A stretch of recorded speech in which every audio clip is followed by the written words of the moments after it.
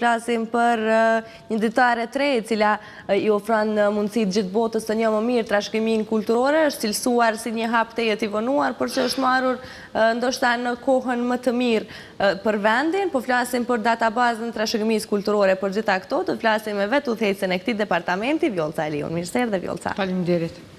Është konsideruar si shumë e rëndësishme, por si që thash edhe pak e vonuar, ata elaborojnë pak për shikuesit më mirë këtë çështje. Po pse jo, sigurisht është shumë e rëndësishme, nuk është e rëndësishme vetëm se është dhënçasja publike, por mbi gjitha databaza është një nga detyrimet ligjore, do të thotë është një mekanizëm ligjor që vjen me njëherë pas përfundimit të procesit të inventarizimit në një fazë të caktuar. Nuk e di nëse është e vonuar apo jo, unë e them me përgjegjësi se është dhënë çastja ndoshta në kohën e duhur dhe është dhënë çastja vetëm për një numër të kufizuar të monumenteve, respektivisht të aseteve të cilat janë brenda listës së përkohshme të trashëgimisë kulturore.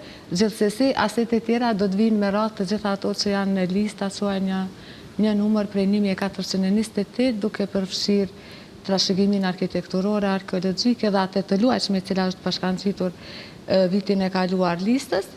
Gjithashtu, një risi ndoshta pak më e madhe do të pritet diku ka fundi muajit shtator, kur e plotësojmë listën dhe shpresojmë shumë që këtë vit do të kemi edhe asete nga kategoria e trashëgimisë shpirtërore, ndoshta një prej kategorive më specifike dhe sigurisht më interesante për opinionin. Në këtë databazë do të ketë dhëna të rëndësishme, informata për specifikat e trashëgimisë kulturore të regionit Prishtinës, Prizrenit, Pejës, Mitrovicës, edhe Gjakovës, Gjilanit dhe Ferizajit. Po, sigurisht të janë informata bazë që hipen për rajonet, ashtu si që thatë edhe ju, kurse sa i përket informatave për monumentet apo asetet, lokalitetet arkeologjike dhe trashëgimin e luajshme, janë informata bazike, ndoshta nuk janë shumë sa i përket opinionit, por sigurisht janë shumë të rëndësishme, janë informata që flasin për lokacionin e monumentit, në fjalë për periudhën, sigurisht, një përshkrim i shkurtër i një monumenti dhe disa fotografi.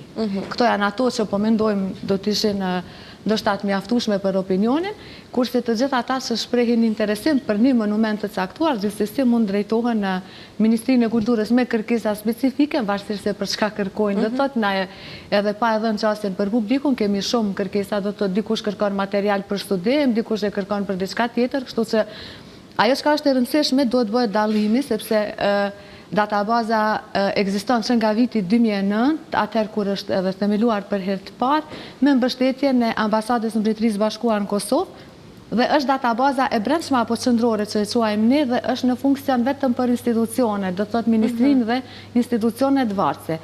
Pjesa e cilën tash do të thotë prej pak vje e tutje, e sheh edhe publiku, është vetëm web publik. Do të thotë, është një çastje e kufizuar, sigurisht. Databaza vazhdon të qëndrojë aty prej vitit 2009. Ndoshta kjo pjesa tjetër, do të thoja e databazës qendrore e brendshme institucioneve, aty kemi pas më shumë probleme për shkak të sistemit, për shkak të standardizimit të sistemit në sistemin Core Data Index, që është një sistem në bazë të kritereve evropiane. Kjo është formatizu diku në fund të vitit 2012 nga ekspertët e Këshillit të Evropës dhe Ministrisë së Kulturës të Italisë, respektivisht Institutit Qendror të Romës, dhe sigurisht që kjo është një databazë që përmban mbi 2000 hyrje dhe sigurisht që jo të gjitha do të meritojnë statusin e mbrojtjes. Janë 2000 hyrje për shkak të procesit të inventarizimit që ka ndodhur prej kohës së pas luftës e deri më tani, dhe aty ka pas mjaft punë, ka qenë një proces shumë kompleks sa i përket rishqyrtimit të materialeve. Nuk mund të shqyrtohet databaza fare si mekanizëm i ndarë, e thashë që në fillim është detyrim ligjor dhe ajo që ka ndodhur në terren prej procesit të evidentimit e deri te webi publik, kur një personi do të intereson diçka, të di se çka përmban, cilat janë pasuritë e Kosovës, kulturore dhe natyrore, ka qenë një proces shumë kompleks, përfshi edhe procesin e inventarizimit dhe lista e përkohshme e cila i paraprin databazës. Qofse flasim për të gjitha regionet, janë një grupi i Departamentit të Trashëgimisë Kulturore që do të punojnë për gjitha këto regione, apo varësisht nga regionet janë të ndara edhe grupet? Në fakt, Ne I kemi 6 qendra regionale për trashëgimi kulturore, institucione varëse, do të thotë jo në të gjitha regionet kemi qendra për trashëgimi kulturore, dhe secilat qendër respektive kujdeset për futjen e informatave dhe ruajtjen e tyre dhe dhënjes për publikun në bazë të komunave që mbulon. Në bazë të komunave që ka në përgjithësi.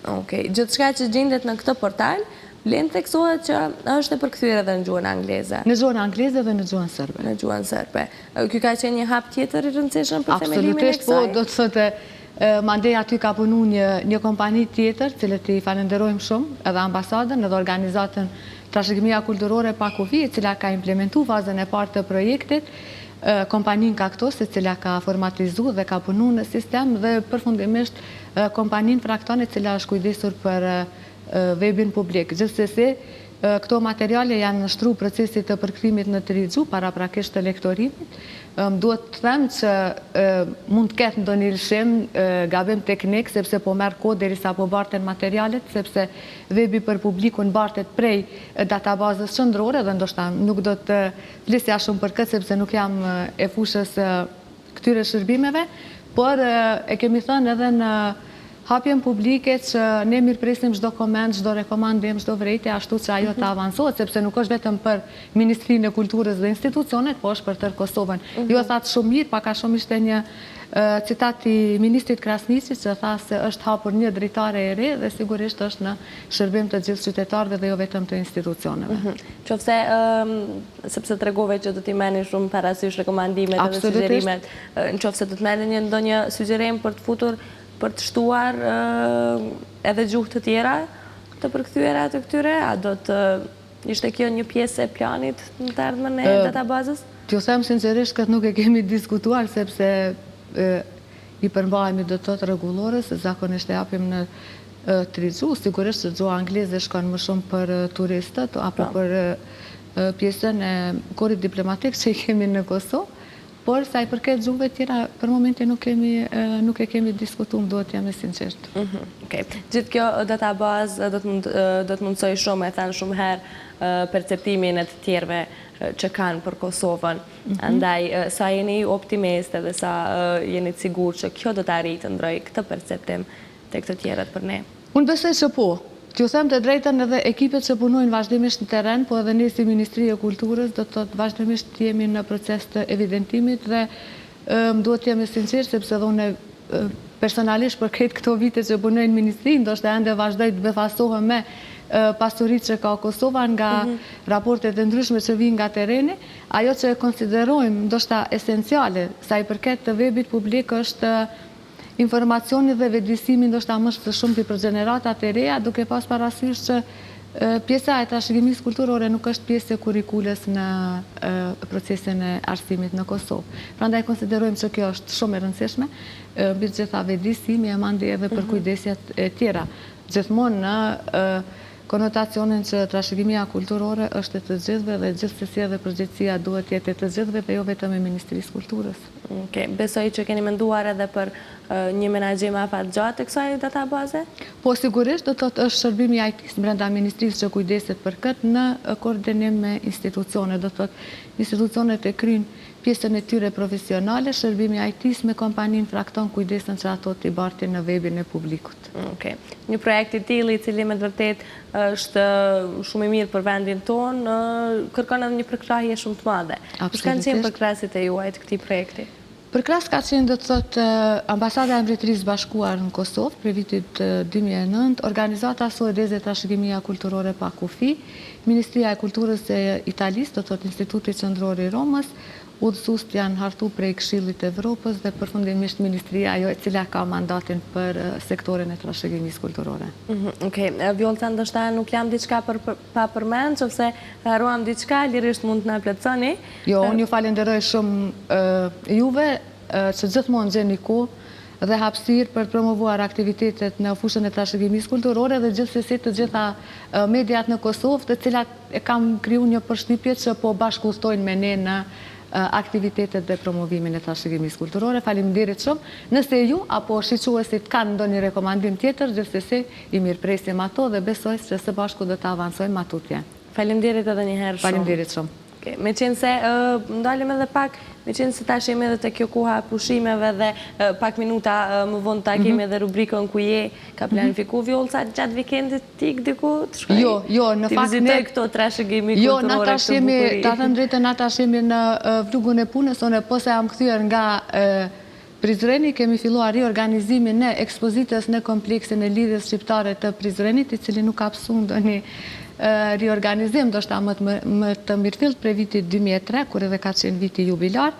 Do të mundohemi, është një prej muzeve më të frekuentuara ndoshta në Kosovë dhe i kemi në teren të gjitha ekipet të arkeologëve, kështu që nuk kemi shumë kohë për pushime.